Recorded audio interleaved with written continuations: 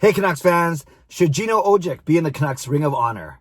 I'm Clay Emo, I'm at Canuck Clay on Twitter, I'm at Clay Emo on Instagram, I'm the founder of the GLCPC, the Good Looking Canucks Positivity Club. And this is my Canucks take, all in one take. It's Clay's Canucks commentary for Monday, November the 23rd.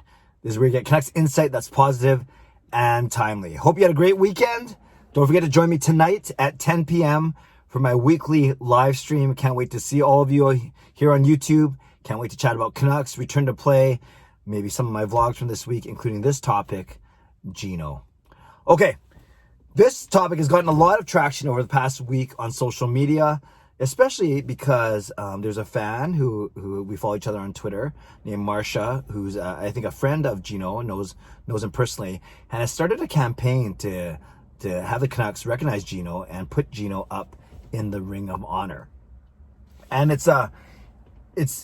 polarizing is not the right word, because polarizing sometimes I think has a negative connotation, but this is a really, really good discussion topic because you can build arguments for both sides of why Gino should be in the Ring of Honor and why Gino might not need to be or shouldn't be in the Ring of Honor. I'll go through both and I'll give my opinion at the very end.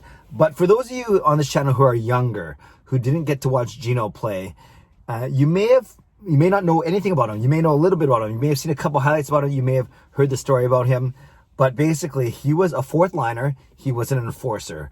Probably the most popular enforcer in Canucks history. Enforcers are always popular, though, because of the really specialized role they play. And in today's NHL in 2020, you simply cannot devote 6, 7, 8 minutes to an enforcer on your fourth line. There's no such thing. Everyone's got to be able to skate. Everyone's got to be able to hit, more or less, or at least play tough.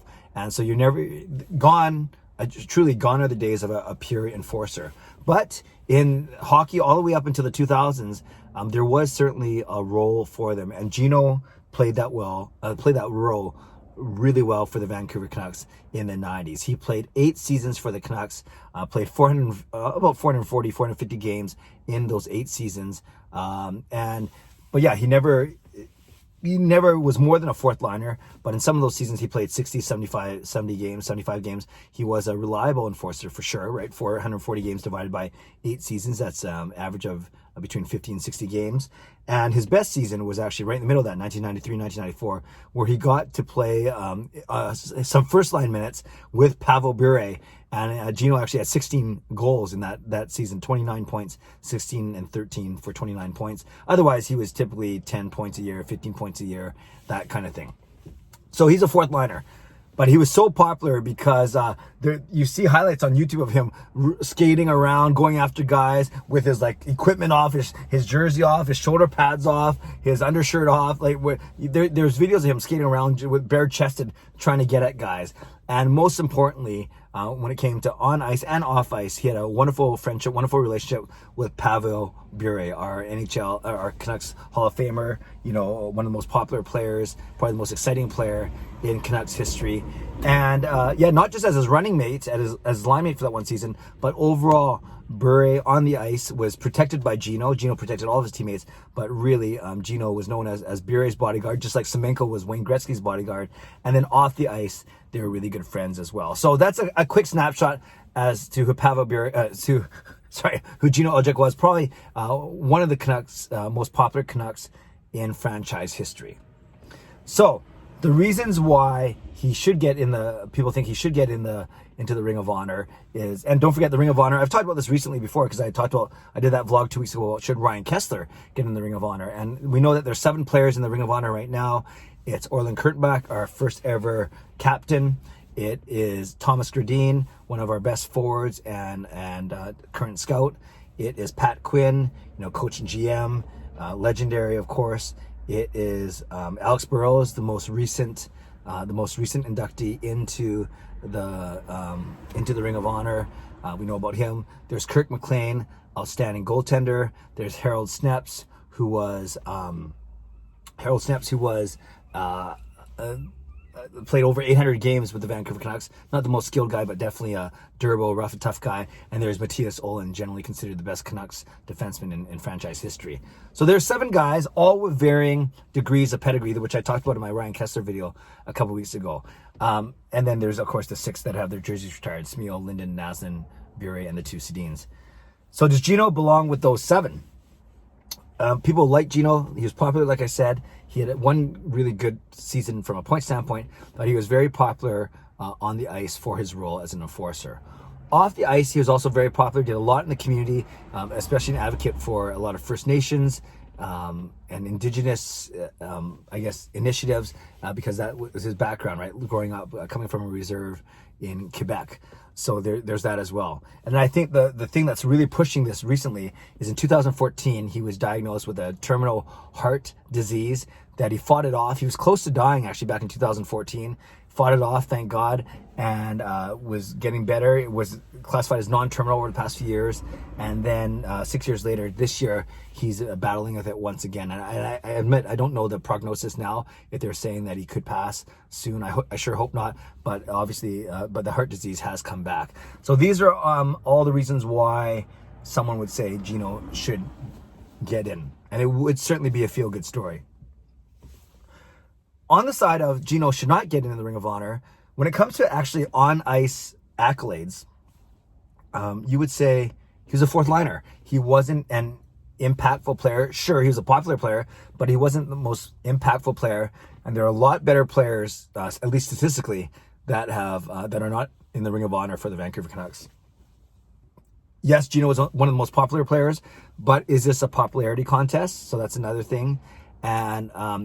And although you feel bad for him and his plight from his health issues, is that enough reason to put him into the Ring of Honor? And I admit, I almost feel, I'm a very positive guy. I'm a very faithful person, and I see the good in people. I actually feel bad almost. I almost feel guilty saying that kind of thing. But objectively, if you look at it, and if you took away, honestly, if you took away his heart condition, would we even be having this conversation? And I mean that very respectfully, and I mean that very truthfully, is if, he would be a popular fourth liner, and a lot of teams have popular fourth liners. Then I think about, other guys that could be in there. There's the Tony Tantis of the world. He's another player from the 80s who was very, very good, still in the top 10 in all-time scoring for the Canucks. There's guys like Kevin Bieksa, who I think will go in, or should be at least considered. There's Ryan Kessler I talked about. I think Alex Edler is a current player who will go up there. So there are players from the Canucks past that you could argue may actually go in front of Gino, or should have just a strong case as Gino. So it's tough, but if it was up to me, as much as it pains me to say this, I would not put Gino in the Ring of Honor because of kind of those things. I spoke about them kind of quickly, but when you look at his actual pedigree when it comes to on-ice performance, he was a fourth liner, a very popular, a very fun, a very loyal, great teammate, fourth liner, but he was a fourth liner. And then I think what it speaks to in the bigger picture is, what is the criteria? We don't know what the criteria for the Ring of Honor is, and it's very subjective, obviously, right? There's no games played minimum, there's no points minimum, there's no measurement of how much you did or didn't do in the community, how popular you were, all that kind of thing. So it is very subjective, and that's fine. And I know some people would say, well, it's not like we're tying his jersey, it's not like we're putting him in the Hockey Hall of Fame. The Ring of Honor is supposed to be for those cases that might not be statistically the best players ever, but you need a place to honor these players for their contributions to the club. And I do have time for that argument. I have a lot of time for that argument, but perhaps you could do something else, like have a tribute night at one of the home games, a Gino night. I think that would go really well. Or maybe you name a team award or a community initiative after him. I think those are all things that could be considered.